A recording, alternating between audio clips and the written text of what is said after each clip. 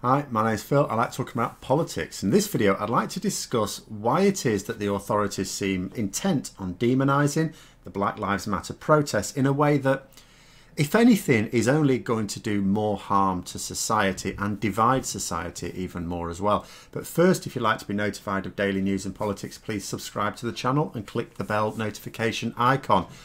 So there are a number of curious links drawn with those who are seeking to denigrate the protests in the UK. One curious link is that the well-known vocal opponents of the protests are all pro-Brexit, all of them. That in itself, without any other good reason, would have me on the side of the protesters here.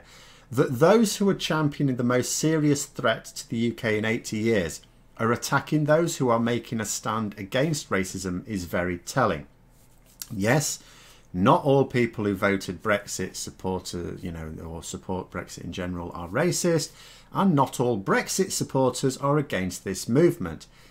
But all of the racists are in favour of Brexit, and all of the racists are against Black Lives Matter protests.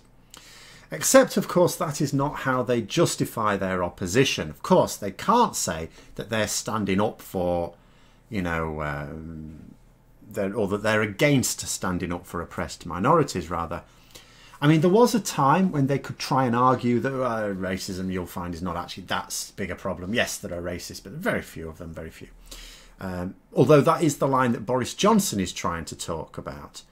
But even hardened commentators on the side of society, which, tends to have quite a lot of these people, know that there's no traction in such an argument. So what do they do instead?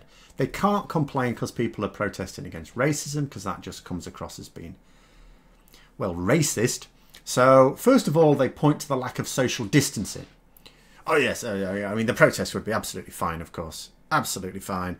But I'm afraid they don't appear to be 2 meters apart. Now, this is true, and I'm not going to make light of that. These protests, a lot of people are not even wearing face masks. They are absolutely going to be causing a massively increased rate of infections of COVID. And that is why, I mean, I would have thought the better way to do it was just write to your MPs and councillors en masse, massive numbers of them, of letters and emails. It doesn't make for such pretty pictures, granted, as movements go. It's not as sexy yet, but it could arguably be more effective, because a lot of people go out and protest. What can politicians do about it? They can take one side or the other. MPs getting hundreds of emails about Dominic Cummings forced them to take a stance on it, and quite often that stance was against Dominic Cummings. They couldn't be seen to be going against the clear public feeling. Now imagine swamping MPs, not with hundreds of emails, but thousands of them. Thousands of them. But that's my view. That is my view. The odd thing is, the really odd thing is, that a lot of these commentators who are against the protests and arguing against them on social distancing grounds, going, well, it'd be fine if they were only socially distant, were the ones who were fully in support of an infected couple throwing their kid into a metal box with themselves and driving to Durham and back. That was apparently the actions of a thoughtful father.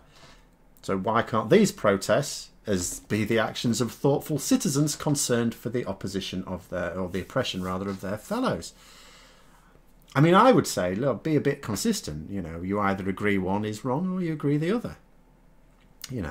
And if you're going to take the view that, ends justifying the means, which is fair enough, my opposition to the protests is more muted, because at the end of the day, perhaps these people see the issue, see a chance to maybe make a difference. And although they may recognise they're putting others to the hazard, it'd be less of a hazard if you at least wore a bloody mask, that maybe it's worth it. I don't quite take that view. I would say still protest with emails and letters, at least in addition to, but that's the view they've taken. But you're not going to seriously tell me that in an ends justify the means argument, that a father taking their kids to Durham for childcare is justifiable, and yet people standing up against racism is not. Don't think that's really going to swell. But anyway, there it is. There it is. So then, but that's not going to do enough either, because like I say, the people trying to make this argument about social distancing, it's not an invalid argument, but it is a bit weak when they're also on the side of a group of people that has consistently sought to downplay the danger of the virus. So they still need another argument. So the other argument is then, well, these protesters are violent thugs. You know, they don't actually represent our country, they're violent thugs. And we first saw this on the Daily Mail front page. Actually, was it the Mail on Sunday? It may have been. And there was an image and a headline that suggested that protesters had attacked police officers. And that's the, if you look at the thing, if I hadn't have seen other things around it, that's what I'd have taken from it. Now, had that happened, I would have still thought to myself, well, that's not a really valid argument, because, you know, if you've got millions of people protesting and one person resorts to violence, is that really a reason to condemn the violence? Sorry, the protest. Sorry, because you know they're clearly it's not a violent protest. It's a person who happens to be as part of the protest. But there is no such argument, and there's no need for such an argument because the protesters did not attack the police officer. You wouldn't know it looking at the front page, but if you watch the video of it, it clearly shows the officer riding her horse into a traffic light post. Just rode it in there. Knocked herself off. Or himself. I think it was a female officer. Now, for the right-wing nutters in the media to pull that dangerous game is one thing, because that gets people turning against people. And you shouldn't do that. But with the media, you sort of go, okay, that's the sort of thing they do. It's not okay, but you understand that's the sort of thing they do. And even their readers understand that's the sort of thing they do. You don't expect it from the police themselves. Now, I will state right here that police forces in general are very, very sensible. And with the incident with the statue, for example, in Bristol, police commanders recognised that it wasn't in the public interest to intervene at the time, and the chief constable released a video statement explaining exactly why. But the Police Firearms Officers Association, which is a very strange thing to call yourself, seems a little bit less sensible. They, on Twitter, released a bunch of photographs showing injuries to officers as a result of protests. No explanation. The only thing in the text was, all in a day's work. Now, you look at this and you think to yourself, what does this say? This shows BLM protesters have attacked police officers. And there's a number of photographs showing a number of injuries to a number of police officers. Except that it wasn't.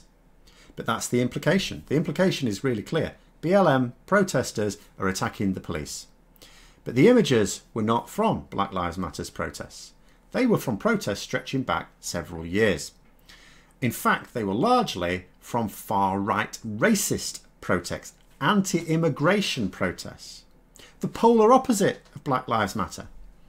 And this is a police group, not a media group where people sort of know they tell lies, even though they might like to read their articles anyway. You don't expect a group representing police officers to spread misinformation like this, particularly of a kind that could stoke tensions in the community. Because policing is all about diffusing tensions in a community, if anything. And this just isn't any old police group either. This is a group representing police officers who carry firearms, which I'll remind our American cousins, not all police officers, or even the majority. It's not normal. These are officers who are placed into the most serious situations and need cool and calm heads. And I wonder how these officers would feel about an association that represents them deliberately stoking tensions with such a deliberately misleading post. I mean, if someone must have an outlet for their racism, why can't they at least provide some amusement rather than inciting hatred? Take, for example, the much friendlier group of racists in Bristol who tried to pull out the Edward Colston statue out of the river. You know, there was 3 or 4 of them. Speaking of which, just to finish off, for those calling for the people who pulled down the statue to be prosecuted, a few things you may want to bear in mind. Now, first of all, the Home Secretary has called for them to be prosecuted. This is bang out of order. She is not supposed to interfere in the Crown Prosecution Service or the police. They are supposed to be independent, not subject to ministerial interference. It is not up to a minister to decide who gets prosecuted and who doesn't get prosecuted. If she wants to call for anyone to be prosecuted, she might wonder why the police have not prosecuted her, or at least investigated her for her vote leave shenanigans. But anyway, the other thing to bear in mind is that justice is supposed to be about applying the law in the public interest. So sometimes people do break the law and are not prosecuted because it is not in the public interest to do so, because that is the nature of justice. The law in itself can be a bit of a blunt instrument. So you need the subtleties of justice to temper it. And it is worth remembering that in the city of Bristol, the good city of Bristol, in 2007, 2 anti-war protesters took issue with American B-52 bombers engaging in what they considered the illegal war in Iraq and launching operations from the UK. Now, they tried to attack the bombers. They didn't get anywhere near them. Of course, military security is really rather good, but they were charged and prosecuted. Their defence is that other attempts to prevent this action, which they considered to be unlawful, failed, and they were effectively acting in order to prevent a crime. This was, as I say, in Bristol Crown Court, the same court that would deal with any people who may be charged and prosecuted with pulling down a certain statue and getting it a bit wet. The jury acquitted the would-be bomber bashers, the so-called B-52 too. The verdict didn't mean that the war was illegal and they were entirely justified, but it was an indication that they genuinely believed their actions to be well-intentioned and that they genuinely believed they had good reason to believe that they were preventing a crime and as such was in the public interest. And the jury agreed. And that was just a couple of chaps, not a large crowd. There was no belief that Bristol in general was in favour of their actions. That was just a couple. Now, look at the statue incident. Sure, it was an unlawful act. No question about that. It was criminal damage. Absolutely, no question. But it was roared on by a large crowd of people from Bristol. We know that the people of Bristol have called for its removal for decades. The public wanted that statue in the river. I mean, it would have been a lot tidier if it had just been removed by the council as people wanted it to be and shoved into a museum as other people have called for. But it wasn't, so the people took action to their own hands. They couldn't exactly chuck it into a museum, so they chucked it into the river. And there is widespread approval throughout the country, but not that that matters. What matters is what the people of Bristol want. It's up to the people of Bristol to decide what symbols represent them. And they didn't want that symbol representing them, and they are pleased it's gone. And apart from the 3 or 4 white lads, and I'm sure there'll be a few others as well, who thought that they could pull out a statue weighing a few tons from a river by themselves, without even a block and tackle, it seems that the people of Bristol are absolutely delighted and actually, if anything, proud of their city right now. Chances of anyone being convicted for this? Absolutely zero. So call for their prosecution if you must, but be prepared to look foolish when either the police or Crown Prosecution Service declare that it's not in the public interest to pursue, or if somehow they do, or they are forced to by the government, who should not be interfering, then a jury will simply throw it out immediately. But anyway, there we go. Hope you found the video interesting. If you did, don't forget to click the like button. If you'd like to support the channel further, please also click the Patreon link for details. And until next time, I'll see you later.